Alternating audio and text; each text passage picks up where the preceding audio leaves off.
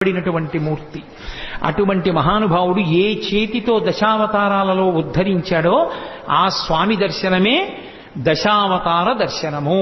అందుకే వెంకటాచలం వెళ్ళి చక్కగా స్వామి పుష్కరిణిలో స్నానం చేసి స్వామి పుష్కరిణిలోంచి బయటికి వచ్చి ఒక్కసారి అక్కడ ఉన్నటువంటి శంకరాచార్యుల వారి పాదుకలకి నమస్కరించి అటుగా ఆదివరాహస్వామి కోవిలకి వెడుతున్నప్పుడు ఎడంచేతి పక్కన ఉన్నటువంటి పద్మంలో ఏనుగులు పద్మ కింజిల్కములను వర్షిస్తున్నటువంటి గజలక్ష్మి యొక్క దర్శనాన్ని పొంది బయటికి వెళ్లి ఆదివరాహస్వామి దేవాలయంలోకి వెళ్ళినప్పుడు స్వామి ఇలా ఉంటే ఆయన వక్షస్థలం మీద ఇలా అడ్డంగా ఉన్నటువంటి లక్ష్మి ఆయన మాట్లాడుతున్నప్పుడు ఇద్దరు గుసగుసలాడుకుంటున్నారా అన్నట్టుగా ఆయన నోటి దగ్గరికి ఆవిడ చెవి వచ్చేటట్టుగా ఉండి ఇంత చిన్ని ముఖంతో చక్కగా కస్తూరి తిలకంతో ఉండేటటువంటి అమ్మవారు ఆ ఆదివరాహస్వామి భూమిలోంచి పైకొచ్చినటువంటి మూర్తి.